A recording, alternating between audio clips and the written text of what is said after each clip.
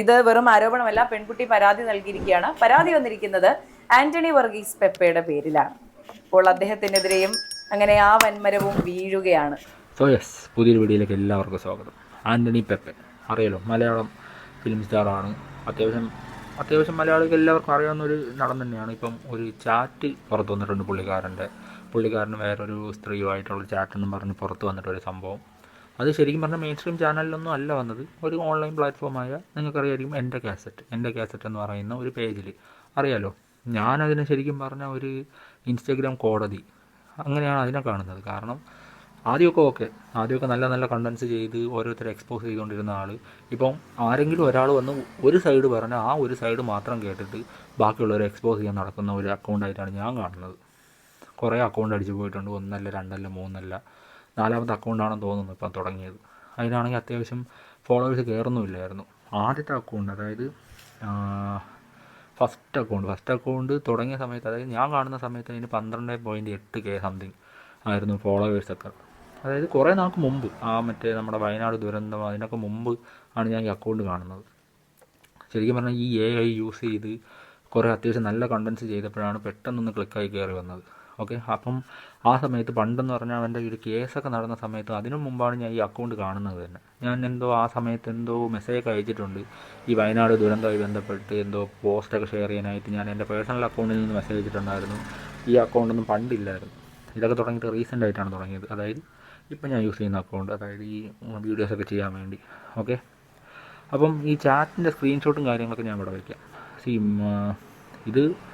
ഇത് വെറുതെ ഇതിലൊരു ആൻ്റണി പെപ്പെ അല്ലെങ്കിൽ ആൻ്റണി വർഗീസ് പെപ്പെ എന്ന് ടൈപ്പ് ചെയ്ത് വെച്ചിട്ടുണ്ട്. ഈവൻ പ്രൊഫൈൽ പിക്ചർ നോക്കിയാൽ പോലും ഏതോ യേശുവിൻ്റെ പടമാണ് വെച്ചിട്ടുള്ളത്. ഈ ഒരു പടം, അതായത് ഈ ഒരൊറ്റ സ്ക്രീൻഷോട്ട്, അതായത് 2-3 സ്ക്രീൻഷോട്ടുകൾ കാണിച്ചിട്ടാണ് എക്സ്പോസ് ഉണ്ടായിരുന്നത് പുള്ളിക്കാരൻ. എനിക്കത് മനസ്സിലാവുന്നില്ല. അതായത് ഇങ്ങനെ ഒരു AI കാലഘട്ടത്തിൽ ഒരു വീഡിയോ ഇറങ്ങിയാൽ പോലും നമുക്ക് വിശ്വസിക്കാൻ പറ്റാത്തൊരു സംഭവമാണ്. അപ്പോഴാണ് ഏതോ ഒരാൾ വന്ന് അങ്ങോട്ട് പറയുമ്പോൾ ഉടനെ എടുത്ത് എക്സ്പോസിങ് എന്ന് പറഞ്ഞ് അങ്ങോട്ട് തുടങ്ങും. ക്രെഡിബിലിറ്റി എന്ന് പറയുന്നൊരു സംഭവമുണ്ട്. ഇപ്പം ഞാനായാൽ പോലും ഒരു വീഡിയോ ചെയ്യുന്നതെന്ന് പറഞ്ഞാൽ കുറേ കാര്യങ്ങൾ നോക്കി കണ്ടൊക്കെ ചെയ്യാൻ പറ്റുള്ളൂ. കാരണം ഇങ്ങനൊരു പ്ലാറ്റ്ഫോമിൽ വന്ന് സംസാരിക്കുമ്പോൾ നമ്മൾ അതിനെപ്പറ്റി അവെയർ ആയിരിക്കണം. എന്തെങ്കിലും വന്ന് പൊട്ടത്തരം വിളിച്ച് പറഞ്ഞാൽ ഈ സോഷ്യൽ മീഡിയ ഒരു പ്രശ്നമെന്ന് പറഞ്ഞാൽ ഒരു വീഡിയോ ഇങ്ങനെ കിടന്ന് കറങ്ങും, എവിടെയെങ്കിലും ഒന്നും കിട്ടും. ഇപ്പം എൻ്റെ അക്കൗണ്ട് വലിയ റീച്ചൊന്നുമില്ല എങ്കിലും പറയാൻ പറ്റത്തില്ല, ഈ വീഡിയോസ് ഇങ്ങനെ ചിലപ്പോൾ കിടന്ന് കറങ്ങും. ഞാൻ എന്തെങ്കിലും പൊട്ടത്തരം പറയുകയാണെങ്കിൽ അത് ആളുകളുടെ കയ്യിൽ കാണും, ഏതെങ്കിലും ഒരു കാലഘട്ടത്തിൽ അത് പൊങ്ങി വരും. അതാണ് ഈ സോഷ്യൽ മീഡിയയുടെ പ്രശ്നമെന്ന് പറയുന്നത്. അപ്പം ഒരു കാര്യം, ഒരാൾക്കെതിരെ ഒരു അലിഗേഷൻ പറയുമ്പോൾ അത് ഫേക്കാണോ അതോ അത് റിയൽ ആണോ, അങ്ങനെ നടന്നിട്ടുണ്ടോ എന്നൊരു ഇൻവെസ്റ്റിഗേഷൻ നടത്തുന്നത് വളരെ നല്ലതായിരിക്കും. ഇപ്പം നമ്മുടെ ദീപക്കിൻ്റെ ആത്മഹത്യ നിങ്ങളെല്ലാവരും കണ്ടതാണ്. ചെറിയ ഒരു പുള്ളിക്കാരിയുടെ അക്കൗണ്ട് റീച്ചാവാൻ വേണ്ടി ഒരു വീഡിയോ, അങ്ങനെ തന്നെ ഞാൻ പറയും, അക്കൗണ്ട് റീച്ചാവാൻ വേണ്ടി മാത്രം ഒരു വീഡിയോ സെറ്റ് ചെയ്തു അങ്ങിട്ടു. സൈക്കോളജിസ്റ്റ് എന്നൊക്കെയാണ് പറയുന്നത്, വെറുതെ ക്ലിനിക്കൽ സൈക്കോളജിസ്റ്റ് എന്നൊക്കെ അതിൻ്റെ ബയോയിൽ വെച്ചിട്ടുണ്ട് ഇൻസ്റ്റാഗ്രാമിൻ്റെ. ഒരു കാര്യമില്ല, പുള്ളിക്കാരി ക്ലിനിക്കൽ സൈക്കോളജിസ്റ്റ് ആണെങ്കിൽ ആ രീതിയിലൊന്നും അല്ല പെരുമാറിയത്. അത് ഞാൻ അതിലോട്ട് പോകുന്നില്ല. നമ്മൾ പുള്ളിക്കാരൻ മരിച്ചുപോയി, ആത്മഹത്യ ചെയ്തതാണ്, നിങ്ങൾക്ക് എല്ലാവരും കണ്ടതാണ്. അപ്പം കണ്ടില്ല, ഒരു ട്രിഗർ മതി ഒരാളുടെ ലൈഫിൽ ഒരു ഒരു വലിയ മാറ്റം തന്നെ വരാനായിട്ട്, ഒരു ജീവൻ തന്നെ പോകാനായിട്ട് ഒരു വീഡിയോ തന്നെ മതി. അപ്പം അങ്ങനത്തെ ഒരു കാലഘട്ടത്തിൽ സോഷ്യൽ മീഡിയ ഇത്രയും വൈറലായിട്ട് വീഡിയോസും കണ്ടൻറ്റും ഓടിക്കൊണ്ടിരിക്കുന്ന സമയത്തും നിങ്ങളിങ്ങനെ ഒരു ഇറസ്പോൺസിബിളായിട്ട് ചെയ്യരുതെന്നാണ് എൻ്റെ ഒരു അഭിപ്രായം. ഇവൻ എൻ്റെ കാസറ്റ് മാത്രമല്ല, ഡോക്ടർ ഡ്രേക്ക് എന്ന് അങ്ങനെയാണെന്ന് തോന്നുന്നു പുള്ളിക്കാരൻ്റെ പേര്. ആദ്യമൊക്കെ നൈസാണ്, ഞാൻ പറഞ്ഞല്ലോ, ഈ സുനിലോജിയുടെ അക്കൗണ്ട് പുള്ളിക്കാരനെ എക്സ്പോസ് ചെയ്ത് തുടങ്ങിയപ്പോഴാണ് ഡോക്ടർ ഡ്രേക്കിൻ്റെ അക്കൗണ്ട് ഞാൻ ശ്രദ്ധിച്ചു തുടങ്ങിയത്. പക്ഷേ അതിന് മുമ്പേ ഞാൻ കണ്ടിട്ടുണ്ട് പുള്ളിക്കാരൻ വേറെ എന്തോ തരം വീഡിയോസാണെന്ന് തോന്നുന്നു ചെയ്തുകൊണ്ടിരിക്കുന്നത്. പിന്നെ ഈ എൻ്റെ കാസറ്റും, അതായത് പുള്ളിക്കാരൻ്റെ പേര് ഹക്കീം എന്നാണ് എൻ്റെ ഓർമ്മ, ഹക്കീമും ഈ ഡോക്ടർ ഡ്രേക്കും കൂടെ ചേർന്ന് സുനിലോജിയെ എക്സ്പോസ് ചെയ്യാനും കാര്യങ്ങളൊക്കെ നടന്നിരുന്നു. അതൊക്കെ സത്യം പറഞ്ഞാൽ നല്ല കാര്യങ്ങളാണ് അങ്ങനെയുള്ള കാര്യങ്ങൾ ചെയ്യുന്നത്. പക്ഷേ ഇങ്ങനെയുള്ള ഒരു ഏതെങ്കിലും ചാറ്റ് മാത്രമല്ല, ഇനിയുണ്ട്, ഞാൻ അത് കുറച്ച് കഴിയുമ്പോൾ അങ്ങോട്ട് പോകുമ്പോൾ പറയാം. ഈ ചാറ്റ് മാത്രം ഈ ഒരു ചാറ്റ് നിങ്ങളൊന്ന് ജസ്റ്റ് ഒന്ന് എടുത്ത് വെച്ച് നോക്ക്. ഏതോ ആൻ്റണി പെപ്പയുടെ ഒരു ഫോട്ടോ കിട്ടാനാണോ പാട്? ഇൻസ്റ്റാഗ്രാമിൽ നോക്കിയാലോ ഇന്ന് ഗൂഗിളിൽ സെർച്ച് ചെയ്താലോ ഒരു ഫോട്ടോ കിട്ടാനാണോ പാട്? ഒരു ഫോട്ടോ, കുറച്ച് മെസ്സേജസ്, എന്തൊക്കെയാണ് അങ്ങോട്ടും ഇങ്ങോട്ടും പറയുന്നത്. ഇവനൊരു വോയിസ് മെസ്സേജ് പോലും ഇല്ല. അതിൻ്റെ ഇടയിൽ കൂടെ കുറേ ചേച്ചിമാർ ഇവൻ FIR പോലും ഇട്ടിട്ടില്ല. FIR ഇട്ടിരുന്നെങ്കിൽ ഉറപ്പായിട്ടും മെയിൻ സ്ട്രീം ചാനൽസ് ഇത് ചർച്ച ചെയ്തേനെ. നിങ്ങൾക്ക് തന്നെ അറിയാം. കാരണം ഇങ്ങനെ ഒരു അത്യാവശ്യം മലയാളത്തിൽ മുൻനിരയിൽ നിൽക്കുന്ന ഒരു നായകൻ ഇങ്ങനെ ഒരു ചാറ്റ് ലീക്കായ നിങ്ങൾക്ക് തോന്നുന്നുണ്ടോ ഇത് മെയിൻ സ്ട്രീം ചാനൽസ് അല്ലെങ്കിൽ ഒരു FIR ആയിട്ട് ഇത് രജിസ്റ്റർ ചെയ്ത് ഇതൊരു കേസായിട്ട് പോയെങ്കിൽ മെയിൻ സ്ട്രീം ചാനൽസ് ചർച്ച ചെയ്യാതിരിക്കുമെന്ന് നിങ്ങൾക്ക് തോന്നുന്നുണ്ടോ? അവരുടെ റേറ്റിങ്ങും TRP ആണ് ഈ പൊയ്ക്കൊണ്ടിരിക്കുന്നത്. അപ്പോൾ ഞാൻ ഇങ്ങനെ ജസ്റ്റ് ഒന്ന് നോക്കി വന്നപ്പോൾ രണ്ട് ചേച്ചിമാർ ഇത് കേസ് കൊടുത്തു, ഇത് പെപ്പെ തന്നെയാണ് എന്ന് ഉറപ്പിച്ച രീതിയിലാണ് സംസാരിച്ചുകൊണ്ടിരിക്കുന്നത്. ആ വീഡിയോ ഞാൻ ഇപ്പോൾ കാണിച്ചു തരാം. കുലുക്കിക്കൊണ്ട് അടുത്ത ഒരു ആരോപണം വന്നിരിക്കുകയാണ്. ഇത് മുഖ്യധാരാ മാധ്യമങ്ങളൊന്നും അല്ല പുറത്തുവിട്ടിരിക്കുന്നത്. സോഷ്യൽ മീഡിയയിൽ ഒരു വൈറൽ പേഴ്സണായ എൻ്റെ കാസറ്റ് എന്ന അക്കൗണ്ടിൽ നിന്നാണ് ഒരു വെളിപ്പെടുത്തൽ ഉണ്ടായിരിക്കുന്നത്. ഇത് വെറും ആരോപണമല്ല, പെൺകുട്ടി പരാതി നൽകിയിരിക്കുകയാണ്. പരാതി വന്നിരിക്കുന്നത് ആന്റണി വർഗീസ് പെപ്പയുടെ പേരിലാണ്. അപ്പോൾ അദ്ദേഹത്തിനെതിരെയും അങ്ങനെ ആ വൻമരവും വീഴുകയാണ്. ഇതിനകത്തിലിപ്പോ പെപ്പയെ സംബന്ധിച്ച് ഞാൻ പെപ്പയുടെ സ്റ്റോറി നോക്കിയപ്പോൾ തമിഴ്നാട് ബോർഡറിൽ എവിടെയാണെന്നാണ് എനിക്ക് മനസ്സിലാക്കാൻ സാധിച്ചത്. ഇനിയിപ്പോ നേരത്തെ വീഡിയോ എടുത്തിട്ടാണോ നമുക്ക് അറിയാൻ പറ്റുന്നില്ല.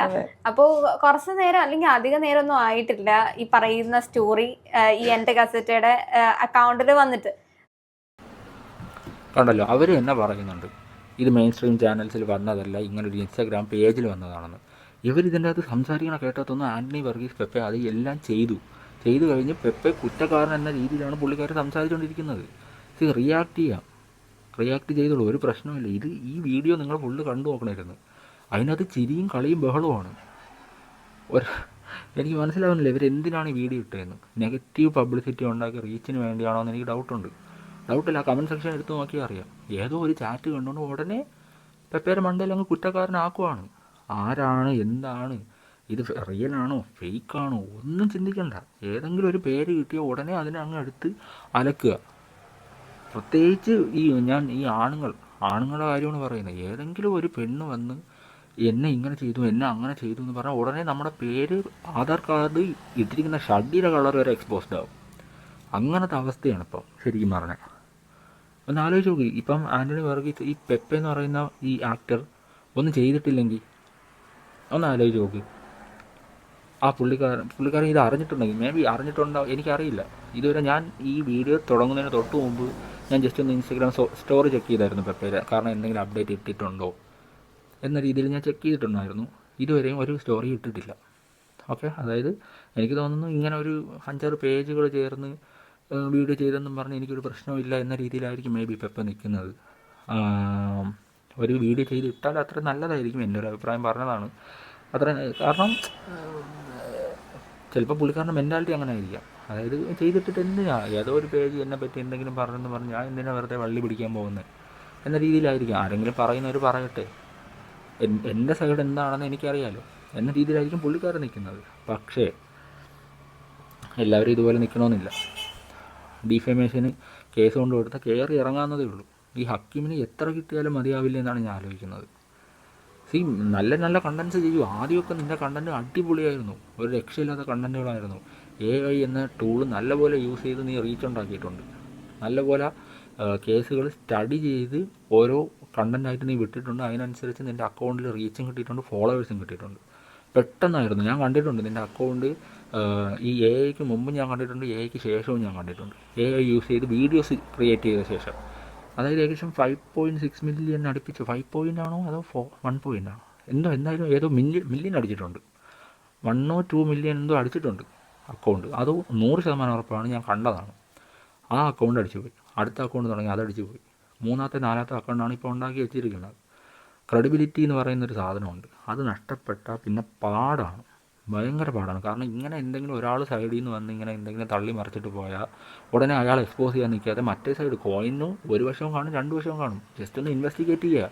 കാരണം ഇങ്ങനെ ഒരു പ്ലാറ്റ്ഫോമിൽ നിൽക്കുമ്പോൾ ഇത്രയും റീച്ച് കിട്ടിയ ഒരു അക്കൗണ്ടിൽ എന്തായാലും പുള്ളിക്കാരന് എവിടെയെങ്കിലുമൊക്കെ ഒരു കണക്ഷൻ കാണാതിരിക്കൂ.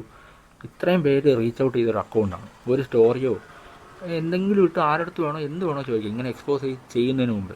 ഇപ്പം വേറെ ഒരു വീഡിയോ ഞാൻ കാണിച്ചു തരാം.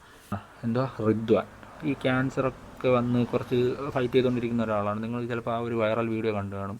അതായത് ഈ മസിൽ അത്യാവശ്യം നല്ല മസിലും കാര്യങ്ങളൊക്കെ ഉണ്ടായിരുന്ന ഒരുത്തനായിരുന്നു പുള്ളിക്കാരൻ ഈ ക്യാൻസർ വന്ന ശേഷം നല്ല മേലിഞ്ഞു അറിയാലോ, കീമോയും കാര്യങ്ങളൊക്കെ ചെയ്യുമ്പോൾ സ്വാഭാവികമായിട്ടും നമ്മുടെ ബോഡിയെല്ലാം നഷ്ടപ്പെടും. അപ്പോൾ ആ ഒരു വീഡിയോ പുള്ളിക്കാരൻ ചെയ്തിരുന്നു. അപ്പോഴാണ് ഞാൻ പുള്ളിക്കാരൻ ആദ്യമായിട്ട് കാണുന്നത് തന്നെ. അപ്പം കുറച്ച് നാൾക്ക് മുമ്പ് പുള്ളിക്കാരൻ്റെ ഒരു ഫോട്ടോയും പുള്ളിക്കാരൻ്റെ വൈഫിൻ്റെ ഒരു ഫോട്ടോ ഇട്ടിട്ട് എന്തൊക്കെയോ എഴുതി വെച്ചിട്ട് അറിയാലോ, ഇൻസ്റ്റഗ്രാം കോടതിയാണല്ലോ, ഇങ്ങനെ ചെയ്തു അങ്ങനെ ചെയ്തു എന്നൊക്കെ പറഞ്ഞ് ഒരു പോസ്റ്റ് ഇട്ടിട്ടുണ്ടായിരുന്നു. ഞാൻ ആ വീഡിയോ പ്ലേ ചെയ്ത പുള്ളിക്കാരൻ ലീഗലായിട്ട് മൂവ് ചെയ്തിട്ടുണ്ട്. എന്റെ കേസറ്റ് എന്നുള്ളൊരു പേജിൽ നിന്ന് ഇങ്ങനെ സ്റ്റോറി നിങ്ങൾ എല്ലാവരും കണ്ടിട്ടുണ്ടാവും. നിങ്ങളെപ്പോലെ തന്നെ ഞാനും ക്യൂരിയസ് ഇരുന്ന ഈ ഒരു കാര്യത്തിൽ. ഇനി അറിയാത്തവരറിയലുണ്ടെങ്കിൽ ഞാൻ ചുരുക്കി പറഞ്ഞുതരാം എന്താ കാര്യം എന്നുള്ളത്. സംഭവം ഒരു സിനിമയത്തൊക്കെ ഒരു വില്ലന്റെ പോലെ ഞാൻ ഒരുപാട് പൈസയായിട്ട് ബാംഗ്ലൂരിൽ നിന്ന് മുങ്ങി, അതുപോലെ ഒരുപാട് ഗേൾസായിട്ട് മോശമായിട്ട് റിലേഷൻ ഉണ്ടായിരുന്നു. പിന്നെ നമ്മുടെ തന്നെ സ്വന്തം ഷോപ്പ് ഞാനത് വേണച്ച് പൂട്ടി കെട്ടി, എന്നിട്ട് എന്ത് ചെയ്ത് ആ പൈസയും കൂടി ആയിട്ട് ഞാൻ നാട്ടിലോട്ട് പോകുന്നു. എന്നിട്ട് സിമ്പതി പിടിച്ചു പറ്റാൻ വേണ്ടി ഞാൻ ക്യാൻസർ വരുത്തി വെച്ച്. ഇങ്ങനെ കുറച്ച് കോമഡി ആയിട്ടുള്ള കാര്യങ്ങളാണ് പറയുന്നത്. സംഭവം ഞാൻ ഈ സ്റ്റോറി കണ്ടത് ഞാൻ അവനക്ക് മെസ്സേജ് ആക്കിയിട്ടുണ്ടായിരുന്നു. ഈ എൻ്റെ കേസറ്റ് എന്ന് പറഞ്ഞിട്ടുള്ള അവനക്ക് മെസ്സേജ് ആക്കിയിട്ടുണ്ടായിരുന്നു. ബ്രോ ഇങ്ങനെ ഒരു സത്യം കാര്യങ്ങളും അറിയാതെയാണോ ഒരാളുടെ ഫേസും കാണിച്ചിട്ട് ഇങ്ങനെ ഒരു സ്റ്റോറി ഇടണമെന്ന് ചോദിച്ചിട്ട്. അപ്പൊ അവന്റെ റിപ്ലൈ ആണ് ഈ കാണുന്നത്. ഇതുപോലെ മൾട്ടിപ്പിൾ അക്കൗണ്ട്സിൽ നിന്ന് ഈ സെയിം കാര്യം പറഞ്ഞിട്ട് മെസ്സേജ് വരുന്നുണ്ട്, അതുപോലെ അതിന്റെ ഡീറ്റെയിൽസ് പുറകെ വരുന്നുണ്ടെന്ന് പറഞ്ഞിട്ടാണ് അവൻ റിപ്ലൈ തന്നത്. അപ്പോ ഞാനും വെയിറ്റിംഗ് തന്നെ ആയിരുന്നു, എന്താണ് ഇതിന്റെ അപ്ഡേറ്റ്സ് ഉണ്ടാവുക എന്നുള്ള കാര്യത്തിൽ ഞാനും വെയിറ്റിംഗ് തന്നെ ആയിരുന്നു. ഇന്നലെ രാത്രി അത് കണ്ടപ്പോൾ തന്നെ ഞാൻ ലീഗലി മൂവ് ചെയ്യാന്നുള്ളത് വിചാരിച്ചാണ്. സംഭവം നമ്മൾ നമ്മുടെ കാര്യത്തിൽ അത്രയും കോൺഫിഡന്റ് ആണെന്നുണ്ടെങ്കിൽ പിന്നെ ലീഗലി മൂവ് ചെയ്യാനുള്ള നല്ലത്. അങ്ങനെ ഇന്ന് രാവിലെ ചങ്ങരകുളം പോലീസ് സ്റ്റേഷനിൽ ചെന്ന് അവിടെ ലീഗലി മൂവ് ചെയ്യാനുള്ള കാര്യങ്ങളൊക്കെ ചെയ്ത്. അതിലെടുത്തു പറയേണ്ട കാര്യം, നമ്മളൊരു കംപ്ലൈന്റ് ആയിട്ട് ചെന്നപ്പോൾ തന്നെ പോലീസിന്റെ ഭാഗത്ത് നിന്ന് നല്ല സപ്പോർട്ടായിരുന്നു. കാര്യത്തേക്ക് കിടക്കുകയാണെങ്കിൽ അങ്ങനെ ഒരു 19.5 മണിക്കൂറിന് ശേഷം ഓന്റെ ഭാഗത്തുനിന്ന് ഒരു റിപ്ലൈ വന്ന് ഇതെല്ലാവരും ഡിലീറ്റ് ചെയ്ത്, അതുപോലെ തന്നെ ആരാണോ അയച്ചത് അവരെ സ്ക്രീൻഷോട്ട് ഉൾപ്പെടെ എനിക്ക് ഷെയർ ചെയ്ത്. ഇനി ഹക്കീമിന് മെസ്സേജ് അയച്ച അവനിക സുധീറിനോടാണ് എനിക്ക് പറയാനുള്ളത്. എന്നെ കുറിച്ച് എന്തെങ്കിലും അറിയണമെന്നുണ്ടെങ്കിൽ ഈ ഹക്കീമിന് മെസ്സേജ് അയച്ചിട്ട് എന്താ കാര്യം, അത് എന്നോടൊന്നും ചോദിക്കില്ല എന്നല്ലേ. പക്ഷെ ഇനിയിപ്പോൾ എന്നോട് ചോദിച്ചിട്ട് കാര്യമില്ല, കാരണം ഞാൻ ലീഗലി മൂവ് ചെയ്തുകൊണ്ട് തന്നെ എനിക്ക് ഇനി വലിയ റോളൊന്നുമില്ല. ഇനി എന്റെ കേസറ്റ് എന്നുള്ള പേജിലെ ഹക്കീമിനോടാണ് എനിക്ക് ചോദിക്കാനല്ലേ, നീ ഇടുന്ന എല്ലാ വീഡിയോസിന്റെയും സത്യാവസ്ഥ തന്നെയാണോ? ഏതോ ഒരു പെണ്ണ് മെസ്സേജ് അയച്ചെന്ന് വെച്ച് അതിന്റെ സത്യാവസ്ഥ അറിയാണ്ടാണോ എന്റെയും വൈഫിന്റെയും ഫോട്ടോ ഒരു മോശം രീതിയിൽ ഷെയർ ചെയ്യുന്നത്? അതെന്തേലും ആവട്ടെ, ഞാനിപ്പോൾ ഈ മെസ്സേജ് അയച്ച കുട്ടിയുടെ മ്യൂച്വൽ ഫ്രണ്ട്സ് എടുത്ത് നോക്കിയപ്പോഴാണ് ഏറ്റവും തമാശ.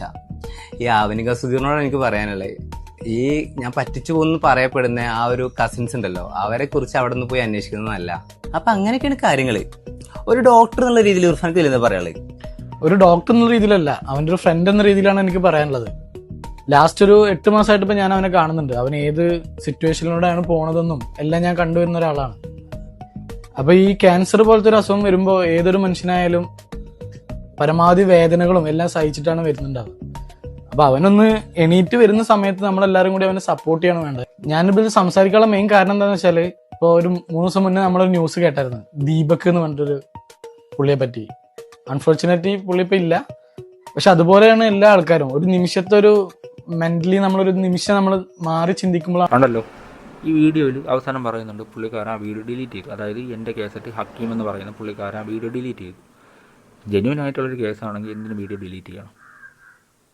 എന്തിനു വീഡിയോ ഡിലീറ്റ് ചെയ്യണം? ഈ പുള്ളിക്കാരൻ ചെയ്തതായിരുന്നു കറക്റ്റ്. ഇവൻ്റെ ഭാഗത്ത് ന്യായം ഉണ്ടായിരുന്നു. പോയി കേസ് കൊടുത്തപ്പോൾ എന്തിനു ഡിലീറ്റ് ചെയ്തു? കാരണം ഇതിനൊരു എവിഡൻസോ കാര്യങ്ങളോ ഒന്നുമില്ല. ആരെങ്കിലും എന്തെങ്കിലും വന്ന് പറഞ്ഞെന്നും പറഞ്ഞ് ഒരു വീഡിയോ ആക്കി അങ്ങ് ഇടുവാണ്. ഇവരുടെ ഭാഗത്ത് ഒരു തെറ്റുമില്ല. ഇവർ സ്ട്രോങ് ആയിട്ട് നിന്നു പോയി പരാതി കൊടുത്തു. എല്ലാവരും അങ്ങനെ ആവണമെന്നില്ല. അതാണ് നമ്മൾ റീസെൻ്റ്ലി ഇപ്പം കണ്ടൊരു ആത്മഹത്യ എന്ന് പറയുന്നത്. എല്ലാവർക്കും ഈ മനക്കെട്ടി ഉണ്ടാവണമെന്നില്ല. പ്രത്യേകിച്ച് ഇങ്ങനെ ഉള്ളൊരു ടൈമിൽ, അതായത് പുള്ളിക്കാരൻ ക്യാൻസറിനെ എങ്ങനെയെങ്കിലും പ്രതിരോധിച്ച് മുന്നോട്ട് വരാൻ നോക്കുന്ന ഒരു ടൈമാണ്. ഇപ്പം തെറ്റ് ചെയ്തിട്ടുണ്ടെങ്കിൽ, ഞാൻ എടുത്ത് പറയുന്നു, തെറ്റ് ചെയ്തിട്ടുണ്ടെങ്കിൽ ശിക്ഷ അനുഭവിക്കുക തന്നെ വേണം. അതിപ്പോൾ എന്ത് വൈകാരികയാണെന്ന് പറഞ്ഞാലും. പക്ഷേ ഇപ്പോൾ കണ്ടല്ലോ, പുള്ളിക്കാരൻ കൊണ്ടുപോയി നേരെ കേസ് കൊടുത്തു. ഈ റിദ്വാൻ എന്ന് പറയുന്ന പുള്ളിക്കാരൻ കൊണ്ടുപോയി കേസ് കൊടുത്തപ്പോൾ എന്താ, ഹക്കീം വീഡിയോ ഡിലീറ്റ് ചെയ്തു.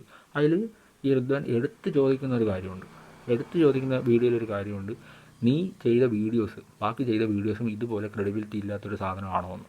അത് വാലിഡ് ആയിട്ടുള്ളൊരു ചോദ്യമാണ്. കാരണം ആരെങ്കിലും വന്ന് എന്തെങ്കിലും പറഞ്ഞാൽ ഉടനെ എക്സ്പോസ് ചെയ്യാൻ നിൽക്കുകയാണ്. ഇപ്പോൾ പുതിയ അക്കൗണ്ടിൽ എന്തോ എടുത്തിട്ടിട്ടുണ്ട്. അത് ഇനി അടുത്തൊരു കോൺട്രവേഴ്സി ആവും. അതെനിക്കറിയില്ല, ഞാൻ കൂടുതലായിട്ട് ഡീറ്റെയിൽ ആയിട്ട് അത് നോക്കിയില്ല. അത് ആരതാണ് എന്താണ് എന്നും ഞാൻ ഒന്നും നോക്കിയിട്ടില്ല. സുനിൽ ഓജി എന്തിനൊക്കെ പിടിച്ച് ടാഗ് ചെയ്തിട്ടുണ്ട്, അതെന്താണ് സംഭവം എന്ന് ഞാൻ നോക്കിയില്ല. ജസ്റ്റ് ഒന്ന് കണ്ടുപോയതേ ഉള്ളൂ. അതിന് എങ്ങനെയാണ് വീഡിയോസ് വരാൻ പോകുന്നതെന്ന് കണ്ടറിയാം. ഓക്കെ, അപ്പോൾ ഞാൻ പറഞ്ഞു വന്നതെന്ന് പറഞ്ഞാൽ, ഏതെങ്കിലും ഒരു സൈഡ് കേട്ടിട്ട് ഇങ്ങനെ തള്ളി മറിക്കാതെ നിൽക്കുക. വേറെ ഒരാളുടെ ലൈഫാണ്. ഓക്കെ, ഈ വീഡിയോസ് എന്നൊക്കെ പറഞ്ഞാൽ അങ്ങ് കത്തിക്കയറും. പ്രത്യേകിച്ച് ഇങ്ങനെയുള്ള ചാറ്റ്, ഇങ്ങനെ ഗേൾസിനെ പറ്റിച്ചു, ഇങ്ങനെ സെക്ഷ്വലി യൂസ് ചെയ്തു എന്നൊക്കെ എവിടെയെങ്കിലും ഒരു വാക്ക് കണ്ടാൽ അതങ്ങ് കത്തിക്കയറും. അതുകൊണ്ട് വേറെ ഒരാളുടെ ലൈഫ് വെച്ച് കളിക്കാതിരിക്കുക മാക്സിമം. ഓക്കെ, വീഡിയോസ് ചെയ്യൂ, അക്കൗണ്ട് റീച്ച് ആക്കൂ, ആളുകളെ എക്സ്പോസ് ചെയ്യൂ, വളരെ നല്ല കാര്യം. ഒരു കാര്യം ചെയ്യുന്നതിന് മുമ്പേ ജസ്റ്റ് ഒരു ഇൻവെസ്റ്റിഗേഷൻ നടത്തുക, ഒരു ബേസിക് ആയിട്ടുള്ള ഇൻവെസ്റ്റിഗേഷൻ ഒന്നും നടത്തുക. ഒരാളുടെ സൈഡ് ഒരു 2-3 പേര് ഒരുമിച്ച് വന്ന് ഒരു കാര്യം പറഞ്ഞെന്നും പറഞ്ഞാൽ അതൊരു സത്യമാവണമെന്നില്ല. ഒരു സ്ത്രീ വന്ന് ഒരു പുരുഷനെതിരെ ഒരു കാര്യം പറഞ്ഞാൽ ആ സ്ത്രീ എപ്പോഴും സത്യം പറയണമെന്നില്ല. അത് നേരെ തിരിച്ചായാലും ഒരു പുരുഷൻ വന്ന് പറഞ്ഞാൽ ആ പുരുഷൻ സത്യമാണ് പറയണമെന്നില്ല. എൻ്റെ 2-3 ഫ്രണ്ട്സിൻ്റെ കൂടെ കൂട്ടി ഒരാൾക്കെതിരെ ഞാൻ റിവെഞ്ച് ചെയ്യാൻ ഇറങ്ങുകയാണെങ്കിൽ, ഇപ്പം വന്ന് എക്സ്പോസ് ചെയ്യാനായിരുന്നെങ്കിൽ ഞാൻ ബ്രോയ്ക്ക് വന്ന് മെസ്സേജ് അയച്ചാൽ പോരെ? ഹക്കീമിൻ്റെ അടുത്താണ് ചോദ്യം. ബ്രോയ്ക്ക് വന്ന് മെസ്സേജ് അയക്കുകയാണ്, ബ്രോ ഇങ്ങനെ കാര്യങ്ങൾ ചെയ്തു, ഒന്ന് എക്സ്പോസ് ചെയ്ത് തരുമെന്ന് ചെയ്താൽ തീർന്നില്ലേ? ഒരു 3-4 പേര്, 5 പേര് വേണോ, 6 പേര് വേണോ? ഒരാളടുത്ത് ദേഷ്യം തോന്നുന്ന ഒരു 7-8 പേരുണ്ടെങ്കിൽ ആ 7-8 പേര് കൂട്ടായിട്ട് നിന്ന് ഒരു ഫേക്കായിട്ടുള്ള ഒരു അലിഗേഷൻ ബ്രോയ്ക്ക് അങ്ങോട്ട് ഇട്ട് തരുവാണ്. അവൻ ഇങ്ങനെ ചെയ്തിട്ടുണ്ട്, അവൻ ബാംഗ്ലൂരാണ് പഠിച്ചത്, ബാംഗ്ലൂർ ഇല്ലീഗൽ ബിസിനസ്സായിരുന്നു, ഗേൾസുമായിട്ട് ഇതായിരുന്നു, അവൻ സെക്സ് റാക്കറ്റിലുണ്ട് എന്നൊക്കെ പറഞ്ഞ് ചുമ്മാ ഒരു മെസ്സേജ് അയച്ചാൽ ബ്രോ ഉടനെ അവനെ പിടിച്ച് അങ്ങ് എക്സ്പോസ് ചെയ്യുമോ? അതുകൊണ്ട് ഒരു കാര്യം ചെയ്യുന്നതിന് മുമ്പേ ഒരു 100 വട്ടം ചിന്തിക്കുക. ഒന്ന് ബാക്കിയുള്ളവരുടെ ലൈഫാണ്, ഒന്ന് ഇൻവെസ്റ്റിഗേറ്റ് ചെയ്യുന്നത് വളരെ നല്ലതായിരിക്കും. അപ്പോൾ ഇത്രയും തന്നെയാണ് പറയാനുള്ളത്. സോ അടുത്തൊരു വീഡിയോയിൽ കാണുന്നവരെ